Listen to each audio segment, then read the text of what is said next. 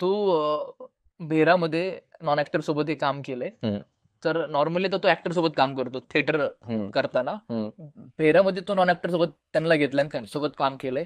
तर काय चॅलेंजेस होते किंवा कसं त्यांनी वर्कशॉप तसं केलं, कसं ते डिकोड केलं की अरे ह्यांच्यासोबत ही लँग्वेज वापरली पाहिजे वगैरे ट्रीट केलं पाहिजे. त्याच्यात 2 प्रकारची लोक होती, 3 प्रकारची लोक होती. खरं तर माझा जो लीड ऍक्टर होता तो एकांकिका स्पर्धावाला होता. अच्छा. सो त्याची जी ऑनटोज एनर्जी होती ती त्या कॅरेक्टरला डिरेक्टलीच जाणार होती. त्याचा कॅमेरा पहिला प्रोजेक्ट होता, फीचर फिल्म पहिली होती, पण लकीली त्या कॅरेक्टरला त्याची जी एनर्जी होती, त्याचं जे अंडरस्टँडिंग होतं ते तसंच्या तसं पूरक होतं. मग मी असं ठरवलं होतं की ओके, ह्याला ऍक्च्युअल डिरेक्शन करायचंय, त्याला फक्त दिशा दाखवायची आहे, त्याला काही शिकवायला जायचं नाहीये. आणि त्याने फॅन्टॅस्टिक काम केलंय. दुसरा प्रकार होता ते म्हणजे त्यांनी तिथे असं एक 4-5 जण होते ज्यांनी ज्युनियर आर्टिस्ट म्हणून अनेक फिल्ममध्ये काम केलंय, पण त्यांचं बिचारांचं असं होतं, बिचारे नाही पण त्यांचं असं मिसगाईड झालेले होते ते की ऍक्टिंग म्हणजे ते खूप करायचं असतं असं. तर त्यांना मला ते उलट करावं लागलं की हे नका गो, नका गो, ह्याची गरजच नाही, आपण ऍक्च्युअल मध्ये असं करतो का, नाही कर, मग कशाला करताय आता, इतकं सिम्पल.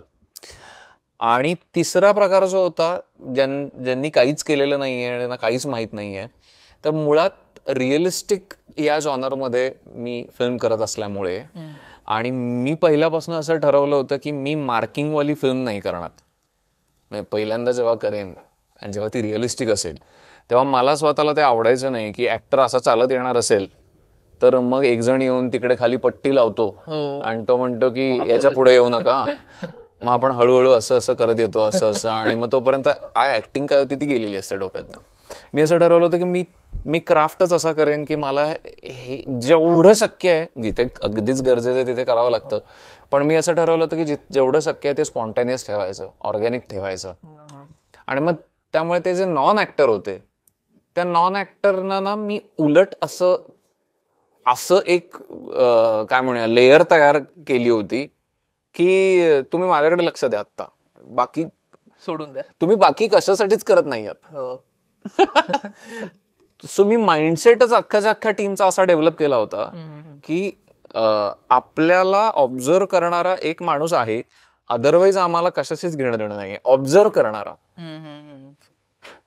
सो मी त्यांना एंगेजच तशा पद्धतीने केलं होतं की तुम्ही पिअर प्रेशर ना आपल्या डिस्कशनचं घ्या, तुमच्या कॅरेक्टरचं घ्या, बाकीचं नका घेऊ. बाकीचे विचारच मी त्यांना येऊ देत नव्हतो. कॅमेरा कुठे आहे आणि मग कॅमेरासाठी कशी पाहिजे ऍक्टिंग, माझं चुकतंय का बरोबर ते. आणि त्याच्यामुळे काय व्हायचं ना, वो ऐसे जी जान से करते थे वो. मी त्यांना त्यांच्या डोक्यात ते तयारच तसं करून ठेवलं होतं आणि मी ते चेक करायचो की ते तसंच आहे ना. म्हणजे मी वातावरण तसंच ठेवायचो की ते खूप ब्रेनस्टॉर्मिंग करायचे, काय कॅरेक्टर आहे, काय सिच्युएशन आहे, कसं केलं पाहिजे, हा असं का बोलतोय, ही जी सगळी प्रोसेस असते ती मी त्या सीनला इतकी डीपली द्यायचो.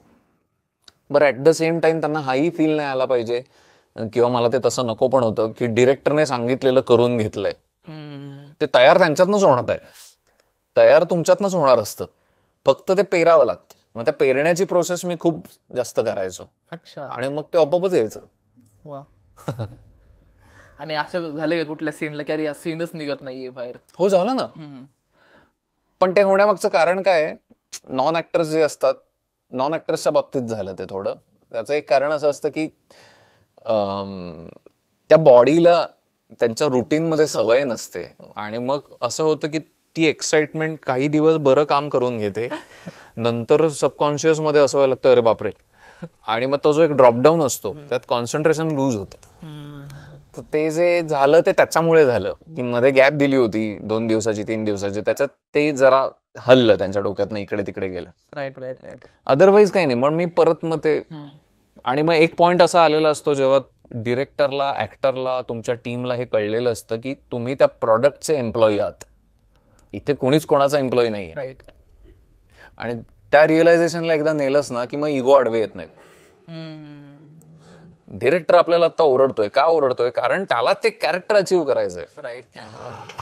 आणि कॅरेक्टर मधनं ती फिल्म अचीव्ह होणार आहे. बरं त्यात फिल्मच्या बाबतीत असं आहे की ती एकदाच बनते, माझ्याकडे दुसरा शो नाहीये, नाही ते स्कोपच नाही. हो.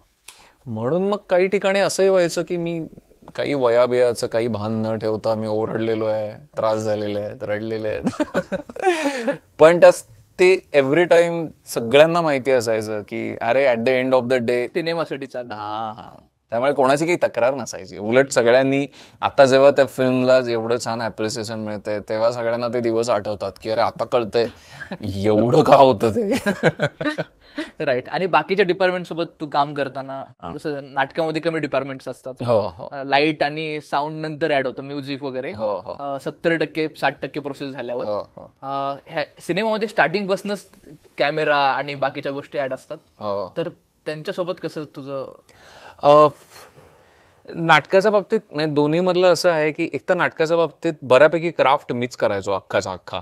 म्हणजे मला माहिती असायचं म्युझिक कशा पद्धतीचं हवंय, सेट कसा, कॉस्ट्युम कसा, हे सगळं घेऊनच मी क्राफ्ट करायचो, जरी हँडल करणारी माणसं वेगळी असली तरी. पण ती सवय मला इथे फायद्याची अशी ठरली की, आणि मग तो क्राफ्ट म्हणजे त्याच्यामुळे काय व्हायचं की फील वेगळाच आहे. पण म्हणजे आपण बऱ्याचदा आणि बरं त्यात माझं टेक्निकल एज्युकेशन हे कमर्शियल आर्ट झालेलं असल्यामुळे colour theory, colours, compositions, aesthetics हे सगळे मुद्दे माझ्या डोक्यात असतात. मग आता फिल्म करताना असं व्हायचं, मला हे माहिती असायचं की सगळं मी नाही करू शकत. पण फिल्म करताना असं होतं की मी एक्सप्लेन करतो, टेक्निशियनचं पहिलं ओपिनियन घेतो, तुम्हाला काय वाटतं हे कसं असावं. ते जर मला असं झालं की अरे हे माझा नेक्स्ट स्टेप, मला जे वाटतं त्याचा नेक्स्ट स्टेप आहे, देन मी असं म्हणतो की लेट्स गो विथ इट. किंवा मग मी असं म्हणतो की मला काय वाटतं ते मी सांगतो. राईट. मग त्याच्यावर एक छान हेल्दी कॉन्व्हर्सेशन होतं. मला ही फ्रेम, तुझं हे क्राफ्ट का नाही आवडत आहे, आणि सेम उलट.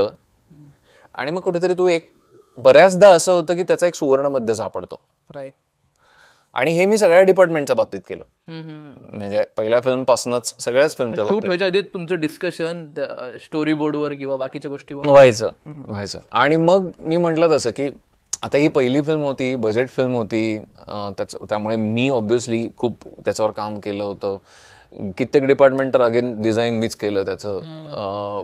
पण त्याच्यात एक काय चांगलं असतं, जेव्हा टेक्निशियनना हे माहिती असतं की विथ लॉजिक डिरेक्टरला माहिती आहे त्याला काय हवंय, तेव्हा चांगला टेक्निशियन तुझ्या सपोर्टमध्येच येतो. Because there is nothing to prove की अरे माझंच कसं करायचं. पण मी हे कंपल्सरी शेवटपर्यंत पेशन्स ठेवून केलं होतं की मग शूटिंगचा पहिला दिवस असो किंवा 30वा दिवस असो, मी टेक्निशियन बरोबर हे डिस्कस करायचो की व्हॉट यू फील, तुम्हाला काय वाटतंय, हे मला दिसलंय.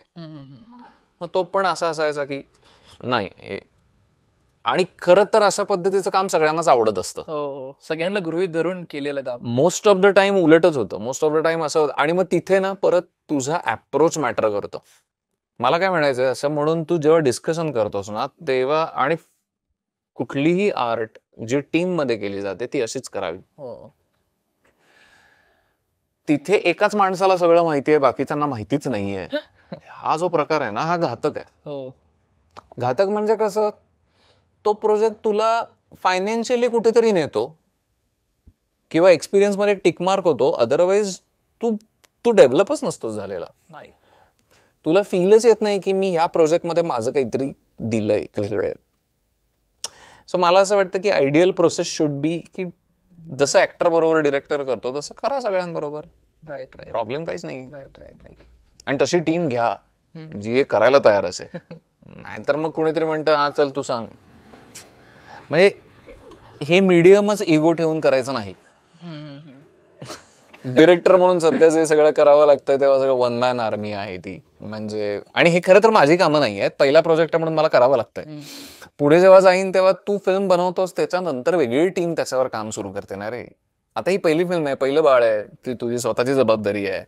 त्यामुळे ते जोपर्यंत रिलीज होत नाही, ते पूर्ण विकलं जात नाही, तोपर्यंत त्याचं पेरेंटिंग माझ्याकडेच आहे. सो ते काही ते झटकण्यात मजा नाहीये, आणि ती मजा पण आहे, मला शिकायला पण मिळते. पुढच्या वेळेपासून ते टेन्शन नसणार आहे. मी छान डिरेक्शनवर कॉन्सन्ट्रेट करेन, प्रॉडक्ट बनवून देईन, डन. आता ते कंपनी सांभाळेल काय करायचं. सो तेव्हा मग तो बॅलन्स मला अगदीच अजून नीट करता येईल. आता असं आहे की मला सगळं ठरवा, म्हणजे लिटरली ती प्रेग्नंट बाई किंवा बाळ झालेली एखादी बाई जसं सगळं माझं बाळाचं काय त्याच्यानुसार प्लॅन करते, हा तसंच असतं ते. माझं सगळं प्लॅनिंग त्याच्या भोवती असतं की अरे ओके आता काय. सो मी आता सगळे शेड्यूल सगळ्या गोष्टी तशाच ठरवतो की ह्याला काही प्रॉब्लेम येत नाहीये ना, कारण त्याच्याही मीटिंग्स चालल्या आहेत. मग मला रिलीजसाठीचं प्रमोशनल ऍक्टिव्हिटी करायच्या. So I have to keep myself right. ते दडपण कधी येतं का की आपण फिल्म केली त्यामध्ये इन्व्हेस्टमेंट आहे खूप, पण ते दडपणच तुला रिस्पॉन्सिबल बनवतं. म्हणजे ते काही भले गृहस्थ सांगतात ना की माणसावर कुठलं ना कुठलं तरी लोन असावंच, असं म्हणणारे काही जण आहेत. जे बॅलन्स्ड माणसं असतात ना ती हे सांगतात काय, ते म्हणतात EMI भरायचा असला की तू एका डिसिप्लिन मध्ये असतो. काम बरोबर. मला कशाचं काही EMI, मी कधी माझ्या घरच्यांनी मला कसलंच लोन काढायला दिलं नाही म्हणजे आत्तापर्यंत. सगळं त्यांनी केलेलं आहे समजा. पण मग मला हे छान वाटतंय की अरे मी माझं फिल्म हे माझ्यासाठी एक छान कर्ज आहे जे मला रिस्पॉन्सिबल वागायला शिकवत आहे. जोपर्यंत मी त्या प्रोड्युसरचे पैसे, आणि हल्ली ते कॉमन आहे की प्रोड्युसरच्या पैशांचं काय ह्याच्याकडे कोणी बघतच नाही, ते देतात सोडून. आता आम्ही काय करू, फ्लॉप झाली, अरे असं कसं ना. तर मी ते एक पहिल्या फिल्म पासून स्वतःला सांगितलेलं आहे की तसं नाहीये. मला जर या माणसाने पैसेच नसते दिले तर मी काहीच नसतं झालं आयुष्यात. आणि ती अमाऊंट काही लाखात आहे रे, बऱ्याच लाखात आहे ती खरं तर जरी बजेट फिल्म असली तरी लाखातच आहे. सो त्या माणसाचे पैसे एका ठराविक टप्प्यापर्यंत येईपर्यंत आय विल बी रिस्पॉन्सिबल. आणि मग तुला जेव्हा चांगली माणसं भेटतात ना आणि तू चांगल्या हेतूने करत असतोस तेव्हा तेही तुझ्याशी छानच वागतात. मला माझ्या फायनान्सरने आत्ताच सांगितलंय, तू मला माझे पैसे जेव्हा देशील परत आणून मी तेच परत तुला देईन पुढच्या प्रोजेक्टसाठी. सो आता ते कधीही घडू देत, पण मला माहितीये ना मला कधीही घडू देत, भले 5 वर्ष मी घडू. आणि कोणीतरी परत इन्व्हेस्ट करणार आहे जो कोण, आणि ती रिस्पॉन्सिबिलिटी तुला चांगलं काम करायला पण लावते. नाहीतर तू काम पण नाही करत चांगलं. तू बघ, आणि सगळी चांगलं काम करणारी मंडळी जी आहेत ना ती अशा पद्धतीनेच काम करतात. त्यांना त्या पैशाची जाणीव आहे. आणि असे छापल्यासारखी कामं करत चाललेत, मागे किती फ्लॉप पडलेत माहित पण नाही, आणि करत राहायचं. आणि तो पैसा कुठनं आला होता हेही माहित नाही, ह्याला अर्थ नाही, हे मला नाही करायचं. वेळ लागला तरी चालेल, पण सगळेच्या सगळे त्या प्रॉडक्टला घेऊन सुखी पाहिजे. राईट. तुझी नाटकाची एक ऑडियन्स आहे, आता सिनेमासाठीची एक ऑडियन्स तुला तयार करावी लागेल, जी पीफ मुळे तुला बेस्ट डिरेक्टर मुळे एक झालेलीच आहे तयार. तर अजून काही तुझे प्लॅन्स आहेत किंवा काय? नाही, हे मला असं वाटतं की सध्या अरे सिनेमाचा ऑडियन्स हे खूप व्हल्नरेबल आहे. तुला माहित नाही आता, म्हणजे अगदी काही ठराविक कमर्शियल फिल्मच्या कॅटेगरी सोडली तर तुला माहित नाही तुझ्या फिल्मला कोणी येणार आहे, येईलही नाही येईल. सो मला माझा ऑडियन्स तयार करायचं हे खूप पुढचं आहे. It will take minimum 5 years और समथिंग लाईक दॅट, की ज्याच्यात जे श्रीकांत प्रभाकरची फिल्म ही काहीतरी छान असते, ते जाऊन बघूया, हे तयार व्हायला वेळ लागेल. आणि ते साहजिकच आहे, असं पहिल्याच फिल्मला ते होणार नाही. आणि पीफला मला बेस्ट डिरेक्शनचं मिळालंय, आता इंटरव्ह्यू बघताना लोकांना आठवेल, अदरवाईज ते काही हा म्हणजे परत तेच आहे रे, आजूबाजूला एवढं घडतंय, अनेक निकाल लागत असतात अनेक गोष्टींचे, त्यात तुझं काय कोण लक्षात ठेवणार आहे. तर ते तसं नाहीये. आणि मग तिथे मात्र ती कन्सिस्टन्सी मॅटर करेल. म्हणजे मी हा विचार नाही करत आहे की माझ्या प्रोडक्टला प्रेक्षक कसा वाढत जाईल, मी हा विचार करतोय की बेहराचा जो कोणी प्रेक्षक असेल तो मी टिकून कसा ठेवेन. राईट. म्हणजे आता बाकीच्या म्हणजे समजा 2च प्रेक्षक आला आणि पुढच्या प्रोजेक्टला मला 10 हवंय, तर त्या 10 पैकी 2 हे पाहिजेत मला. राईट. आणि मग तोपर्यंत माझं पुढचं प्रोडक्ट आलं पाहिजे. नाहीतर असं नको व्हायला की अरे ते पूर्वी तुझं एक बघितलं होतं आणि मग ते पण विसरले तुला. नाहीतर मग असं होतं की दरवेळेला तू ते 2च प्रेक्षक आणत राहतोस. 2 + 4 + 8 असं होत गेलं पाहिजे ना, ते चेन तयार झाली पाहिजे. सो मी ऑलरेडी एक फिल्म लिहिली आहे, मागच्या वर्षीच एक फिल्म लिहिली मी, ती बऱ्यापैकी सेमी कमर्शियल टेक्स्चरची आहे. पण आधी हे बाळ चालायला लागल्याशिवाय ते पळायला लागेल. त्याच्यासाठी बघू, पण मी आता त्याच्यासाठी शोधाशोध सुरू करणार. कान्स फिल्म फेस्टिवल मध्ये तुझी जी फिल्म आहे ती निवडली गेली होती कान्स मार्केटसाठी. तर त्यावेळेस तू जेव्हा गेला, काय तुझे एक्सपिरियन्स होते? कारण आपल्यातलं फेस्टिवल पीफ मध्ये तुला बेस्ट डायरेक्टर अवॉर्ड मिळालेला आहे, पण आपल्यातलं फेस्टिवल एक वेगळ्या प्रकारे डिझाईन तू बघितलेले फेस्टिवल, पण कान्स मध्ये जाणं, पहिलीच फिल्म करणार ती कान्स मध्ये जाणं, तो काय अनुभव होता तुझा? मी थोडं म्हणजे मला माहिती होतं की हा प्रश्न विचारला जाणार आहे. मी जर प्रॅक्टिकलच याचं उत्तर देईन. म्हणजे हे मी तेव्हाही सांगितलं होतं की कान्स फिल्म फेस्टिवल मध्ये सिलेक्ट होणं आणि कान्स फिल्म मार्केटसाठी सिलेक्ट होणं दोन्ही महत्वाच्या गोष्टी आहेत. पण आपण काय म्हणूया, क्वालिटी वाईज चेकिंग जे म्हणतो आपण, त्याच्यात दोन्हीमध्ये खूप फरक आहे. अच्छा.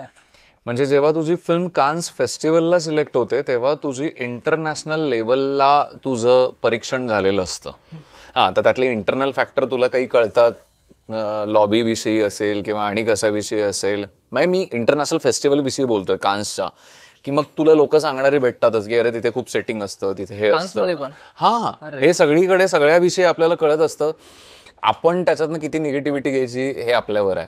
I am talking about market विषयी नाहीच बोलत आहे मी, कान्स फिल्म फेस्टिवल विषयी बोलतोय किंवा कॉम्पिटिशन विषयी बोलतोय. तर मागच्या वर्षी मी भेरा कान्ससाठी पाठवू शकलो नव्हतो. मला ती फेस्टिवलला पाठवायची होती, पण ती काही कारणाने मला मागच्या वर्षी नाही जमलं. म्हणजे ती झालीच नाही तेव्हा वेळेत पूर्ण, आणि मग कान्सशी रिलेटेड सगळं राहून गेलं होतं. आता कान्स फिल्म मार्केटची प्रोसेस काय आहे तर आपल्याला तो फरक कळेल. Wien you say Cannes festival, तुम्ही स्वतः तिथे पाठवता फिल्म, डिरेक्टली पाठवता, त्याचं डिरेक्टली सिलेक्शन किंवा जजिंग होतं. नाव कान्स फिल्म मार्केट हे काय तर हे महाराष्ट्र गव्हर्नमेंट कडनं केलं जातं. म्हणजे याच्यात आपली फिल्म सिटी इन्व्हॉल्ड आहे, दादासाहेब फाळके चित्रनगरी इन्व्हॉल्ड आहे, महाराष्ट्र गव्हर्नमेंट इन्व्हॉल्ड आहे. आणि मग त्याची पद्धत काय आहे की महाराष्ट्र गव्हर्नमेंट खूप इंटरेस्टिंग हा उपक्रम करताय गेले काही वर्ष, की कान्स फिल्म मार्केटमध्ये महाराष्ट्र गव्हर्नमेंटचं मराठी फिल्मसाठी बूथ असतं. एक्झिबिशन जसे असतात, एक्झिबिशनमध्ये जसे वस्तू विकायला येतात तसे तिथे फिल्म विकायला येतात. तर तिथे महाराष्ट्र गव्हर्नमेंटचं बूथ असतं आणि त्यांना तिकडे 3 फिल्म्स घेऊन जायच्या असतात. दरवर्षी 3 फिल्म्स न्यायच्या असतात, हे त्यांचं ठरलेलं आहे. आणि मग त्या 3 फिल्म्स या वर्षीच्या चांगल्या कुठल्या याची एक सिलेक्शन प्रोसेस होते. म्हणजे जानेवारी महिन्यात, डिसेंबर जानेवारीमध्ये त्याचा फॉर्म निघतो, मग तुम्ही ऍप्लिकेशन द्यायचं असतं. जसं आमची फिल्म ही 25 फिल्मपैकी 3 फिल्म निवडल्या गेल्या, त्याच्यातली ही एक फिल्म होती. आणि मग सो मी तेच म्हणतोय की ह्याच्यात मराठी फिल्म त्या वर्षीच्या त्या पद्धतीच्या या कॅटेगरीत ज्या 3 निवडल्या गेल्या त्याच्यात भेरा होती. आणि तेही तितकंच महत्वाचं आहे, तितकंच इंटरेस्टिंग आहे. फक्त लोक खूपदा गफलत करतात, म्हणजे सगळेच करतात की अरे तू कान्सला जाऊन आला. कारण आणि होतं काय, लोकांना फक्त कान्स फिल्म मार्केट माहित नाहीये, फेस्टिवल माहिती आहे. तर ते मिसगाईड व्हायला नको याचा मी सारखा प्रयत्न करतोय.